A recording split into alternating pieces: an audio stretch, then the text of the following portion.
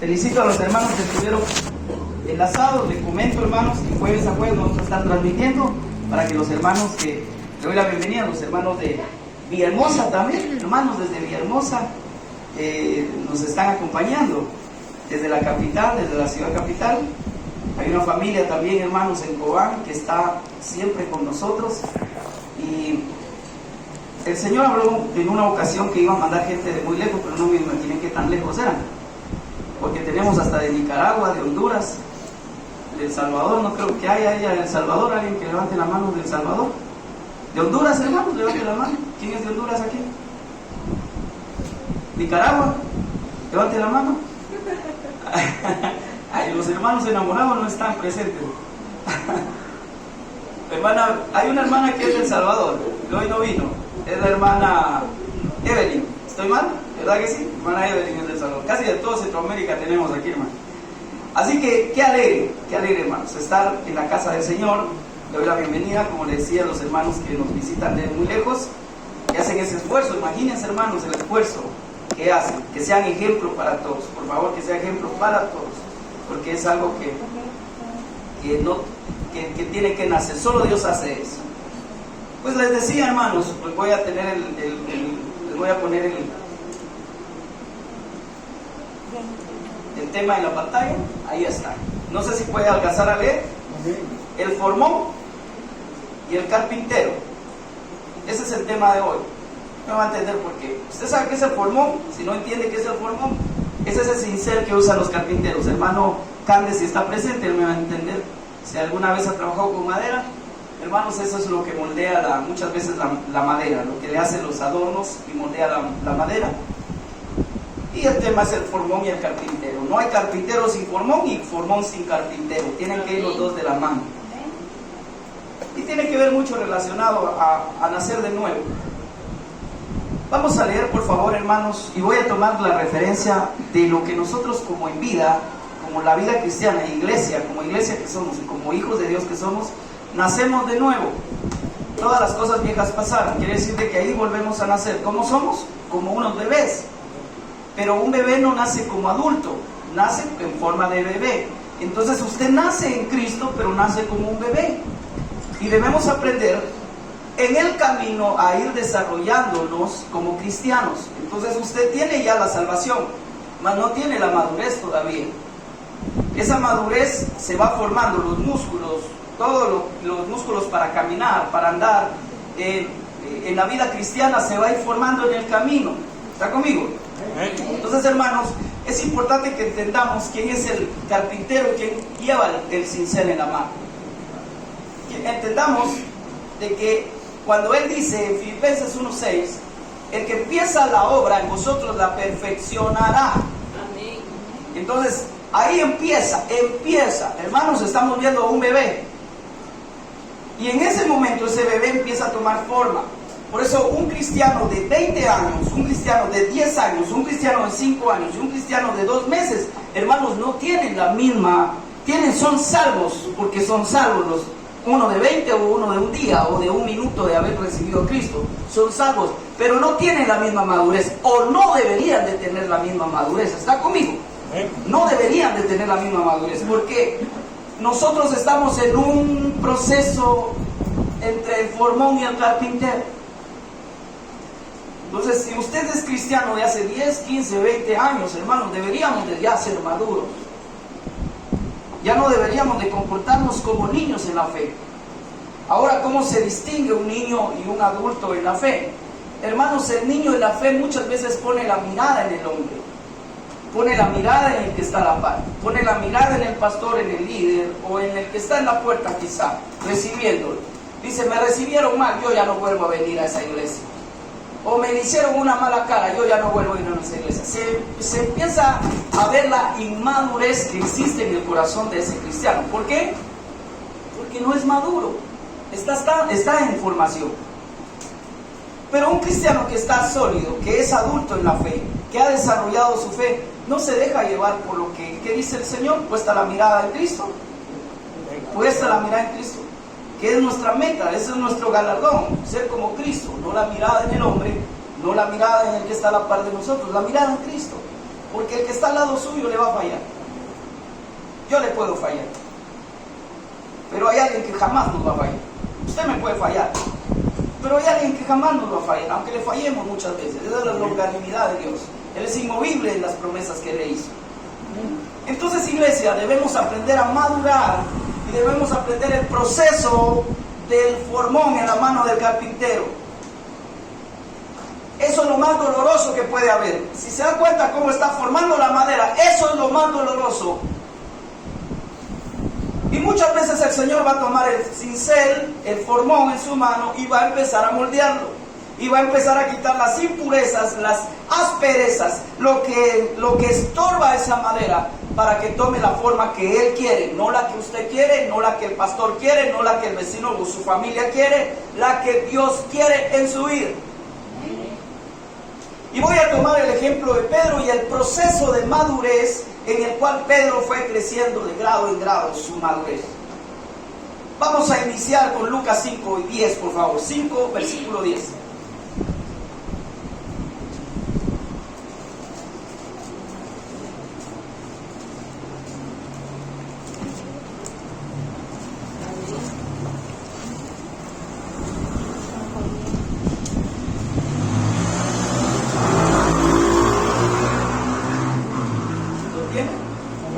Dice así: asimismo Jacobo y Juan, hijos de Zebedeo, que eran compañeros de Simón.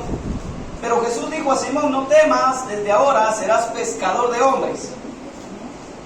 ¿Qué fue ahí? El llamado de Pedro. Ahí se llamaba Simón. El Señor le cambia el nombre a Pedro. Bueno, eso es mucho más adelante, pero llama a Simón. Empezó la obra ahí. Ahí conoció a Jesús. A Pedro, y Pedro conoció a Jesús. ¿Sabe qué es lo lindo? De que escuche lo que dice esto. Y asimismo Jacobo y Juan, hijos de Zebedeo, que eran compañeros de Simón. Pero Jesús dijo a Simón: no temas, desde ahora serás pescador de hombres. Dijo a Simón, se refirió directamente a él. Cuando Dios lo busca, se va a dirigir directamente a usted por nombre. ¿Está conmigo? César, Eduardo, Noemí. Es directamente: hoy empiezo a trabajar en tu vida.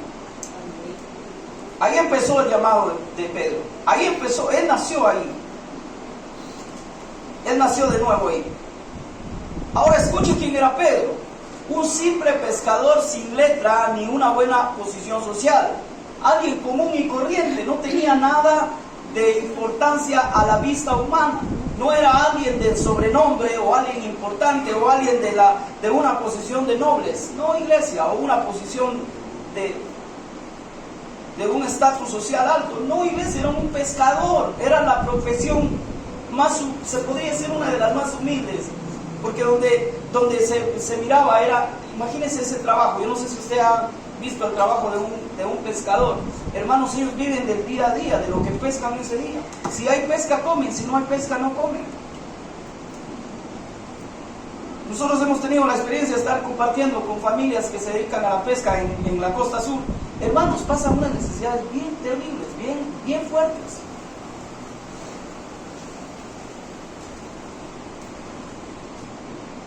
Entonces, estamos hablando de un hombre pescador sin letra ni una buena posición social. ¿Usted sabe cuál es quién escribió los cuatro? ¿Cuáles son? Mejor le voy a hacer una pregunta más fácil. ¿Cuáles son los cuatro evangelios? Dígamelos por orden y por nombre. 1, 2, Mateo, Marcos, 3, y el último, los cuatro evangelios. Ahora, de los 12 discípulos, ¿quién se llamaba Marcos? ¿Por qué hay un evangelio llamado Marcos si no hay un discípulo llamado Marcos? ¿Está conmigo? Aquí lo hemos estudiado los jueves. ¿Sabe por qué? Porque Marcos es el evangelio de Pedro. ¿Por qué cree que es el evangelio de Pedro? Porque Pedro no podía escribir. Entonces Marcos era el escriba de Pedro. Amén. ¿Está conmigo? Amén. Se tendría que llamarse Pedro ese libro, pero fue Marcos el que lo escribió. Fue la letra de Marcos. Ahora entendemos que es Mateo, Marcos, pero Marcos es el evangelio de Pedro. Entonces, imagínense la importancia de ese simple pescador que ni siquiera tenía letra, que tuvo que usar un escriba para poderlo ayudar a escribir el evangelio de Pedro. Le doy la bienvenida a mi hermana Ingrid, también no la había visto, hermana. Bienvenidos, hermanos. Amén. Hermanos y hermanas. Bienvenidos a esta casa. Sigamos, llamado de Pedro. Entonces nos damos cuenta qué lugar tenía Pedro. Era un hombre sin letra y común y corriente. Por decirlo así vulgarmente, común y corriente. Tal vez no son las palabras correctas, pero por decirlo así. No tenía una importancia en la sociedad de sobrenombre. Ahora, ahí fue el llamado de Pedro. Ahora vamos a ver la formación de Pedro. Vamos por favor a Marcos 8:33.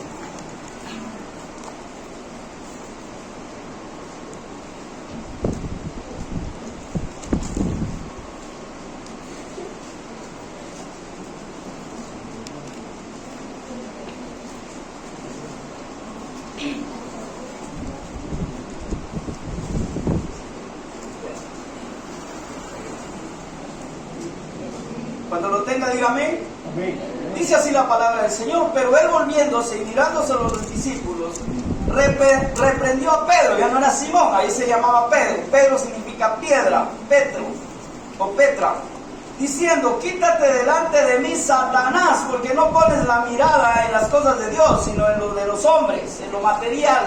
Tu mirada está en lo material, le dijo en pocas palabras a Satanás. No pones la mirada en las cosas de Dios, sino la de los hombres. Mire lo que le dice en Marcos 8:33. Después de su llamado, en cierto tiempo, después de su formación caminando con Cristo, ya no se llamaba Simón, ya le había cambiado su nombre y le dijo: ahora ya no te llamarás Simón, ahora tu nombre será Pedro, y sobre esta piedra edificaré mi iglesia. Amén. Porque él era el gentil para los... Mire hermano, él era el apóstol para los gentiles, pero él no quiso ir. Por eso fue levantado Pablo. Gloria a Dios por ese apóstol, el apóstol de los apóstoles le llamo yo. No va a existir ni va a haber nunca más un apóstol como Pablo. Por Pedro, que se negó a ir con los gentiles, porque Pedro existía mucho todavía eso de no juntarse con la chusma.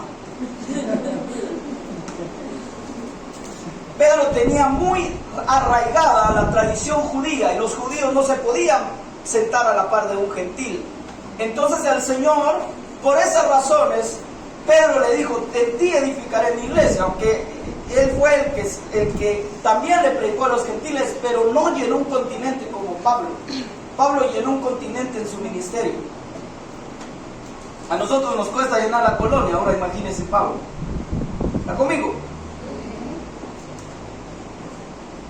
Ese Simón, ese hombre que Dios escogió, recuérdese, no tenía letra, no era un hombre un hombre importante en la sociedad, pero él lo escogió él, puso la mirada en él. Y no solo puso la mirada en él, le cambia el nombre y le dice: ya no te llamarás Simón, ahora te llamarás Pedro, y sobre ti edificaré mi iglesia. Pero siendo Pedro, siendo discípulo y siendo seguidor de Cristo, mire lo que sucede. Pero él volviéndose, mirando a los discípulos, mire, imagínense, van los 12, y él cuando escucha lo que Pedro le dice, porque Pedro le dice: no vayas para allá, te van a matar. Pedro lo hizo con buena intención, entre comillas. Pedro no entendía lo que estaba pasando en ese momento, Pedro solo abrió la boca. Pero mire lo que sucedió. Y así mismo pero él volviéndose y mirando a los discípulos, imagínense, se voltea y mira a los discípulos. Dice: y mirando a los discípulos, reprendió a Pedro, diciendo: quítate delante de mí, Satanás. ¿A quién le estaba hablando realmente? ¿A Pedro o a Satanás? Obviamente que a Satanás, iglesia. No le estaba hablando a Pedro, le estaba hablando al que estaba detrás de Pedro.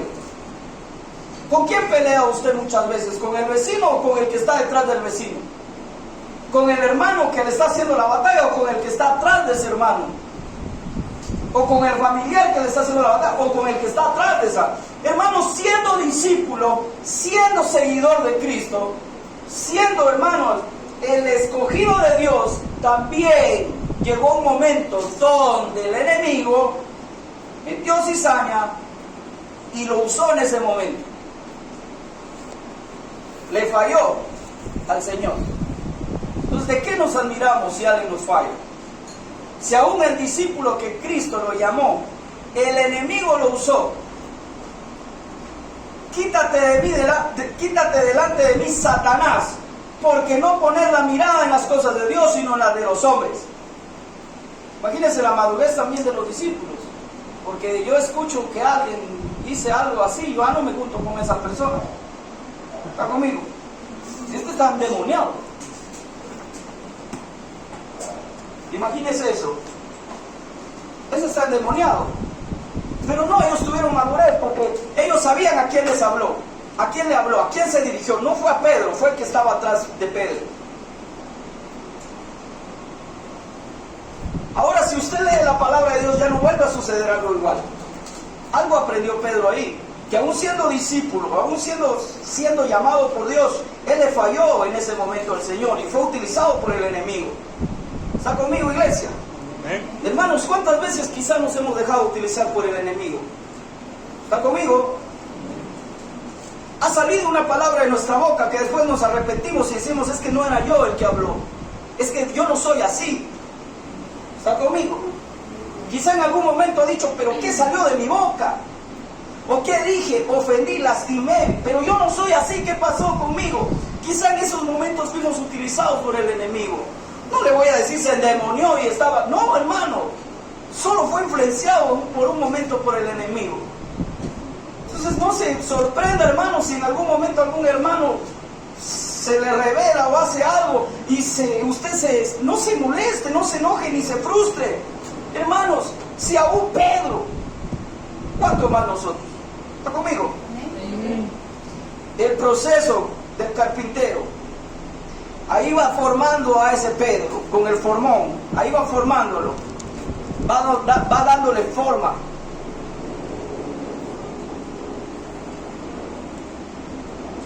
Juan 18:10, por favor.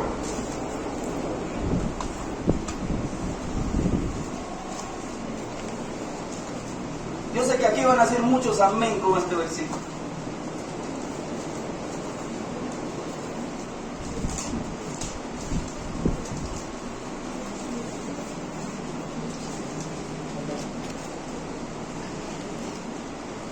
Hermano, ¿usted qué haría si yo aquí cargara una escuadra?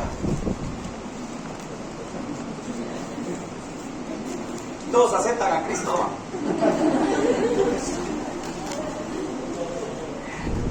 Imagínense que yo cargara aquí una 9 milímetros, cargara yo.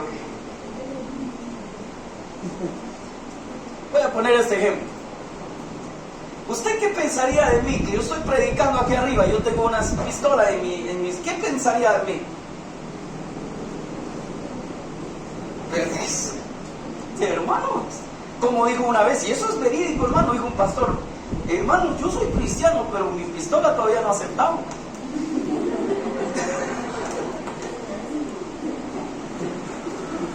Y eso es verídico, hermanos, no es una parábola.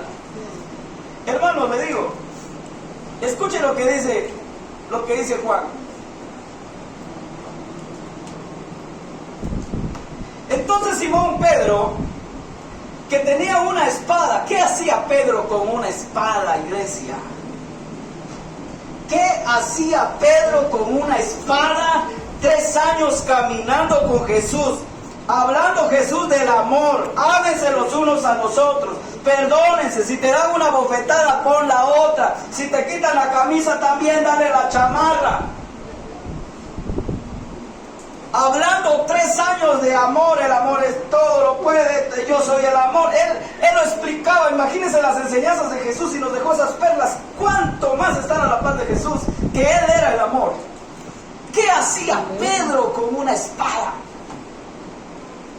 ¿Se ha preguntado eso? Pero el maestro era tan amoroso y tan hermoso en su manera de discipular de ese formón. Es que lo entendamos, iglesia, no es el pastor, no es la doctrina, no es la iglesia. El que lo va a transformar, ese formón del Señor en su mano, es el que le va a dar forma perfecta como Él lo quiere ver. Le va a dar esa forma que un día Él quiere ver en usted. Agarró ese formón, ¿y qué estaba haciendo? No somos nosotros los que, yo voy a cambiar, como alguien me dijo, pastor, primero voy a cambiar y después voy a la iglesia. Se va a ir al infierno. Nunca va a cambiar. En nosotros no está hacerlo.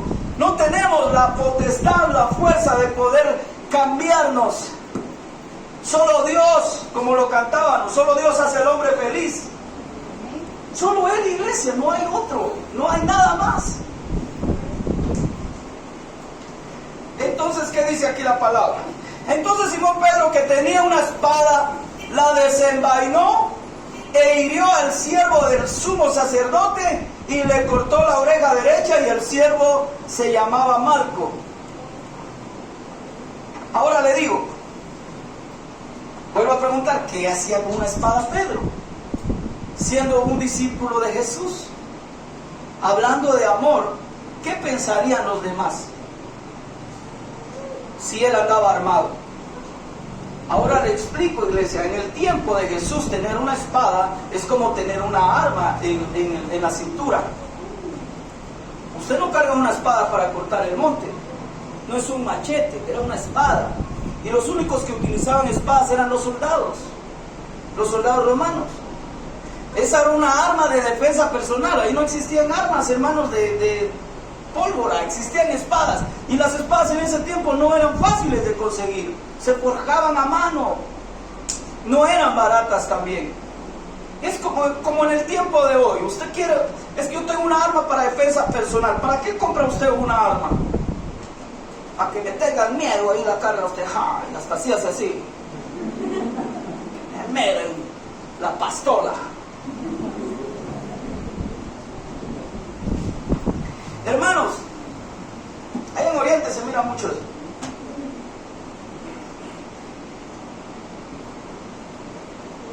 ¿Para qué utiliza una arma?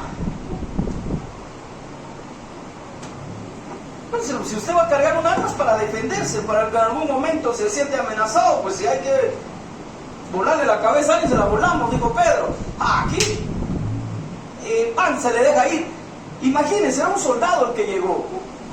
Era un soldado, yo me imagino que de élite. Imagínense un soldado que le tire, él no iba para la oreja. ¿Usted cree que hacerle una soportadita quería Pedro? Un susto le quería dar, si le cortó la oreja. Un tu susto te voy a dar.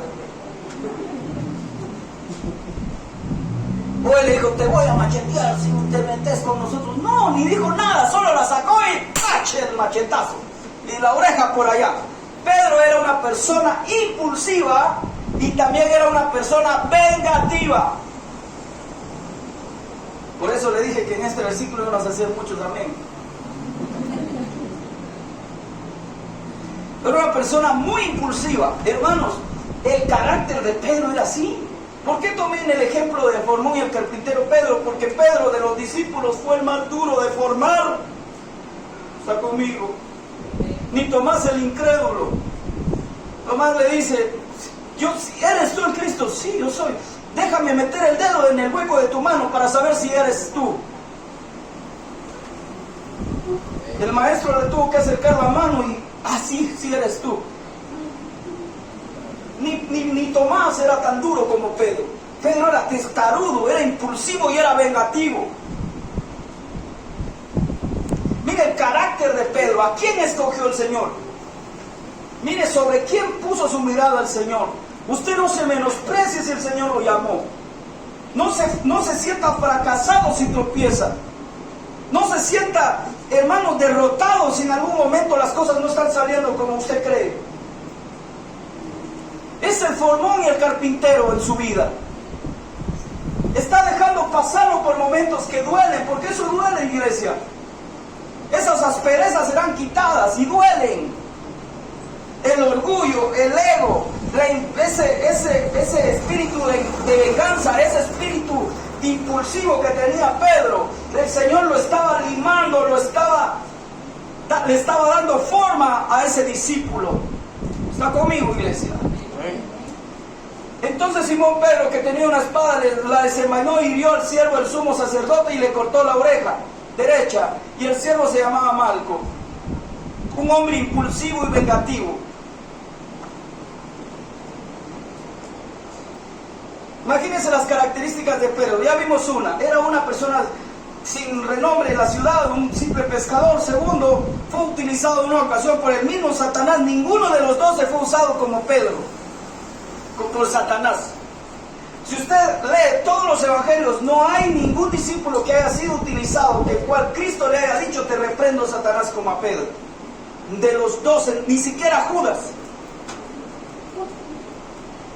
¿Está conmigo?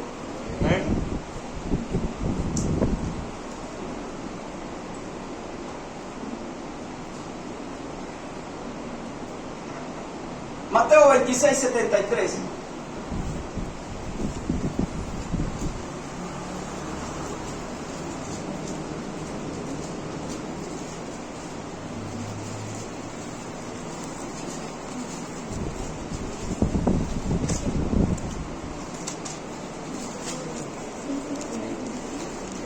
Mateo 26:73, vamos a leer 2 versículos.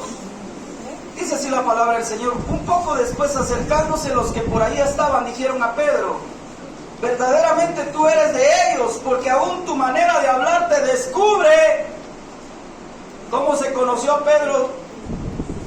Hermanos, aún nuestra forma de hablar nos dice que somos cristianos. A mi esposa, hace unos días me comentaba ella que estaba en la escuela yendo a dejar a la nena, y pues una persona la saludó y le dijo, se voltea y le dice: ¿usted es cristiana? Le dice.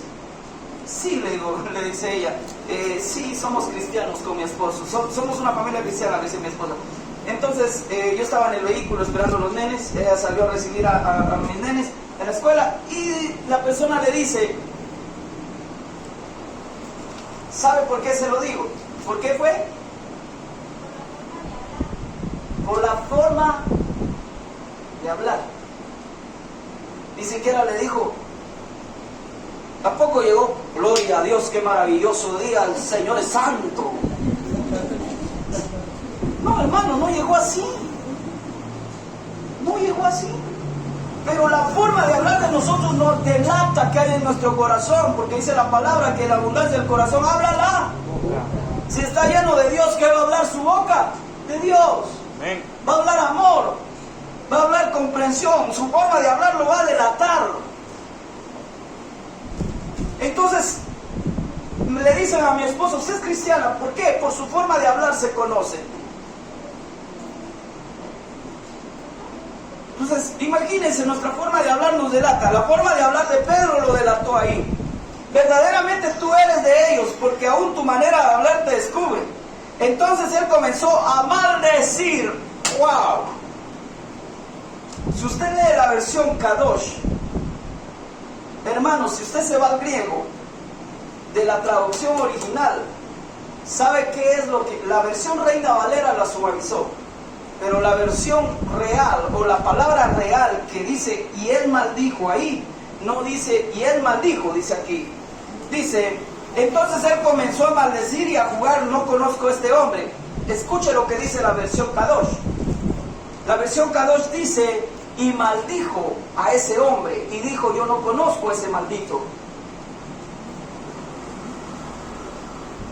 Como la palabra que la Reina Valera la suavizó, cuando le dijo: aún la mesa de los perrillos, por no decir perros, comen de la migaja de los hijos. Lo suavizó, ¿sabe por qué? Porque el vocablo de ese entonces era muy vulgar si se decían esas palabras. No se podía decir tan secamente. Entonces la tuvieron que suavizar. Y aquí dijo: y él maldijo, pero la versión original dice: y él dijo: yo no conozco a ese maldito. Porque ¿sabe qué? La palabra maldecir o maldito quiere decir alguien que moría en una cruz. Estaba maldecido por Dios. Era un maldecido. Era un hombre que nació maldecido. Entonces, él recalca esa palabra. Dice, yo no conozco a este maldito. Pero vamos a leer esta versión. Dice aquí. Y empezó a maldecir y a jurar, no conozco al hombre. Y enseguida cantó el gallo. Entonces Pedro se acordó de las palabras de Jesús, que le había dicho antes de que cante el gallo, me negarás 3 veces. Y saliendo fuera, ¿qué hizo? Lo negó 3 veces, no fue una sola vez. Lo maldijo 3 veces, no fue solo una vez. Hermanos, conocemos, a un hombre simple, a un hombre sin letra, a un simple pescador, donde Dios puso su mirada y le dijo, en esta piedra pondré yo mi iglesia. Le cambia el nombre a Pedro. 2, fue utilizado por Satanás. 3, un hombre impulsivo y vengativo, que saca la espada estando con el amor, con Cristo mismo. Él tenía una espada, iba armado de todos lados. Así vamos muchos nosotros, armados de todos lados. Llevamos a Cristo, pero llevamos la espada. Y ahora ya no es una espada literal, ahora la boca es nuestra espada. Tengamos cuidado con eso, de no dejarnos llevar por Satanás a decir lo que no debemos, de sacar la espada. Guardémosla y mantengámosla ahí. Si la tiene, manténgala envainada, por favor. Y mejor si se deshace de ella.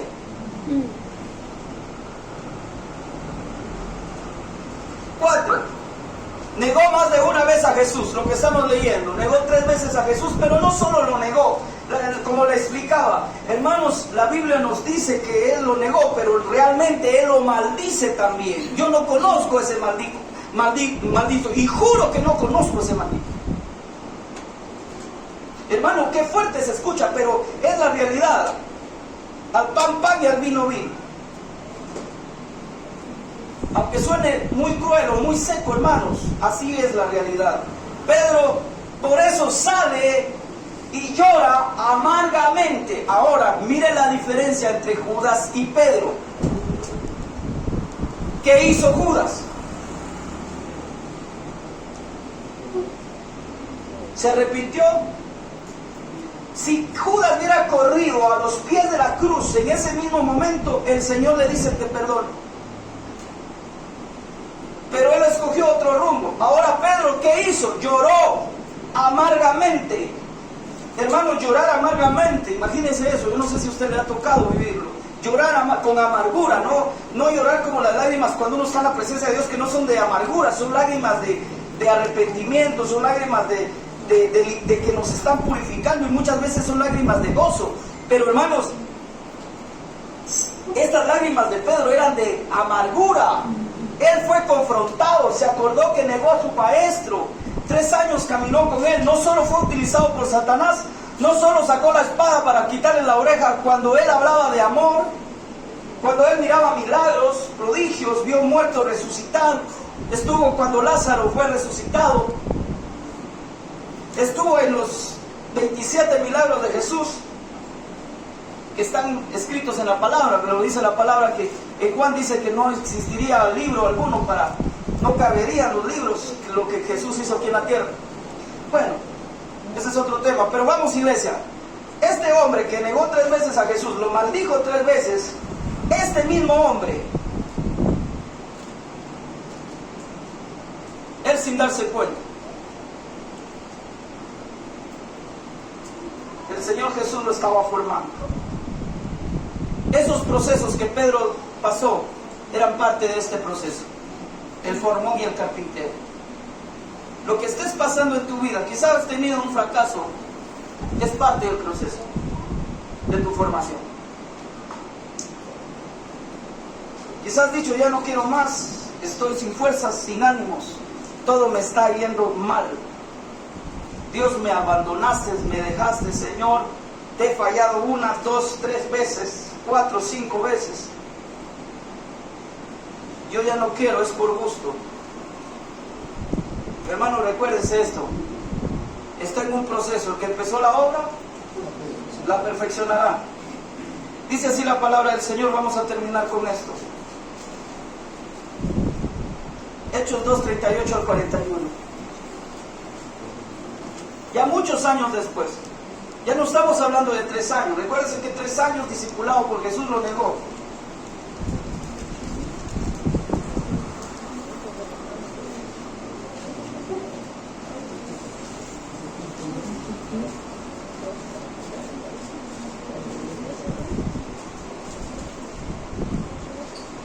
Quizá usted no lo ha visto de esta perspectiva. ¿Quién es discípulo de Jesús? Que levante la mano. ¿O quién quiere ser discípulo de Jesús? Amén. Tal vez no lo ha visto de esta perspectiva. Muchos de nosotros usamos de pretexto de no buscar a Dios porque nos ha lastimado. Muchos de nosotros tiramos la toalla en el camino del Señor, como se dice, porque nos sentimos traicionados por una persona o por el mismo Dios. Hechos 2:38. Muchos de nosotros dejamos de buscar. Miren, hermanos, pónganme atención por favor aquí un minuto. Hermanos, muchos allá afuera, no quieren saber nada de la iglesia por un líder, un pastor o un hermano que los apuñaló por la espalda.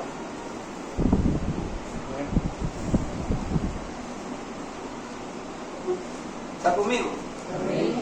¿Qué hubiera hecho Jesús? Pero era Jesús, pastor.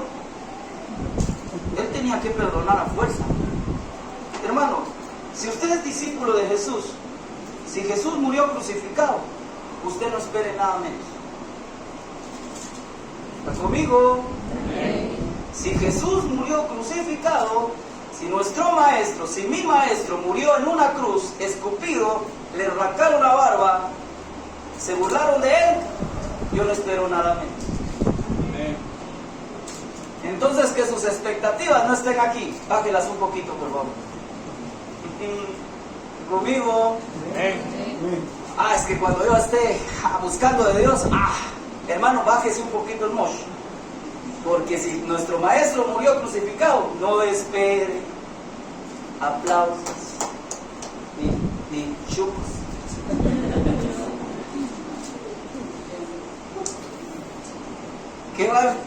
¿Qué va a recibir? Muchas veces traición, negación, burla, crítica, señalamientos. Si hace bien, está mal. Si hace mal, está mal. ¿Está conmigo? La mirada puesta en Cristo. Es que un líder me falló. Es que un pastor no. Iglesia, dejemos, por favor, maduremos, por favor. Maduremos, por favor, iglesia. Maduremos. Aprendamos a crecer como Jesús era. Él sabía que Pedro lo iba a negar y a él no le importó. No le dijo: Pedro, ya no vas a ser mi discípulo porque me vas a negar. Él le dijo: ya sé que me vas a negar. Y 3 veces me vas a negar. Antes que cante el gallo me vas a negar. Mire, ¿con qué? ¿Quién podría decir eso? Esperamos muchas veces. Cuando hacemos bien, esperamos bien, hermanos. Muchas veces el Señor dijo: al que te haga mal, págale con mal. ¿Qué dice? Al que te haga mal, págale con bien. Ataca el mal con el bien. Así se vence el mal, iglesia. No, a mí no me habla, yo tampoco.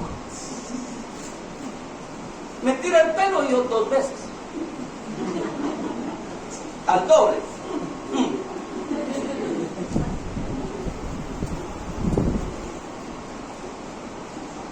Es difícil, iglesia. Por eso es que el Señor usa este instrumento para romper esas asperezas de nuestro corazón. Es duro, hermanos. Es duro. Más si somos con el carácter de Pedro. Yo me apunto en la lista. Dios, el proceso que Dios va a usar todos los medios para quitar las asperezas de nuestro corazón. ¿Está conmigo, iglesia? Amén. Vamos a leer con esto y con esto termino. Pedro les dijo, hermanos, estos no 3 años, estos muchos años después, esto fue en el Pentecostés, después del Pentecostés. Pedro le dijo: arrepentíos y bautícese cada uno de vosotros en el nombre de Jesucristo para perdón de los pecados, y recibiréis el don del Espíritu Santo, porque para vosotros es la promesa, y para vuestros hijos y para todos los que están lejos, cuanto el Señor nuestro Dios llamare. Con otras muchas palabras testificaba y les exhortaba diciendo: sed salvos de esta perversa generación. Así los que recibieron su palabra fueron bautizados y se añadieron aquel día como...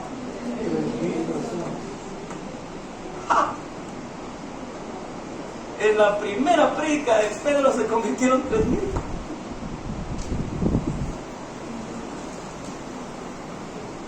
Hermanos, fue necesario. ¿Quién está pasando por ahí? Es necesario. Pídale amor al Señor y le va a mandar un montón de peleoneros a su vida. Amén. Pídale paciencia y le va a mandar un montón de problemas, de tribulaciones. ¿Por qué? Porque ese es el trato del formón y el carpintero en nuestra vida. Ese hombre, que era un simple carpintero, un simple pescador, ese hombre que fue utilizado por Satanás, ese hombre que negó 3 veces a Cristo y lo maldijo, y ese hombre que le voló la oreja a aquel soldado que era impulsivo, vengativo, iracundo, ese hombre, después de pasar por este proceso, su primera predicación fueron ganadas 3,000 almas. El Señor empieza y el Señor termina. No importa cuántos años le vaya a llevar. Puede ser una vida entera, iglesia. Puede ser una vida entera.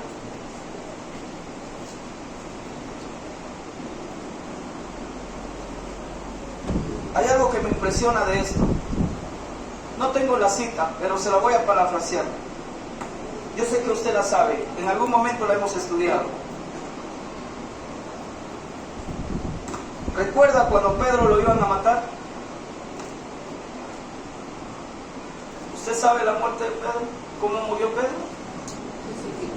Crucificado. Con una gran diferencia. Ese carpintero que negó y maldijo a Jesús, que le quitó la oreja a una persona, que era iracundo, que era vengativo, cuando llegó el momento de su deceso y le dijeron que lo iban a matar crucificado por causa del Evangelio, él hizo una sola petición: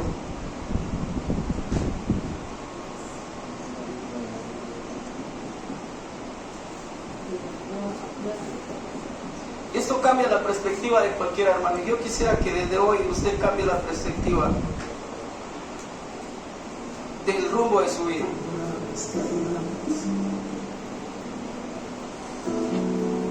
Él pidió algo. Él dijo: por favor, no soy digno de que me crucifiquen como mi maestro. Pónganme de cabeza. Crucifíquenme de cabeza. Porque no soy digno de morir como él. Ese hombre que para el ojo humano hubiera sido desechado con su primer error, con su primer fracaso, nunca se dio por vencido. Nunca se dé por vencido, iglesia. Porque el que toma el formón no es el pastor ni la iglesia, es el Señor el que está obrando en su vida. Y Él va a empezar una obra y la va a perfeccionar hasta el día que nos toque partir a su presencia. Ahí alcanzaremos, dice la palabra, la estatura del varón perfecto. Ahí alcanzaremos la estatura de Jesucristo. Ese hombre, hermanos, fue formado con el formón de Jesús. Déjese formar, por favor. Va a doler el proceso. Va a doler, iglesia. Pero va a llegar a ser el sueño de Dios.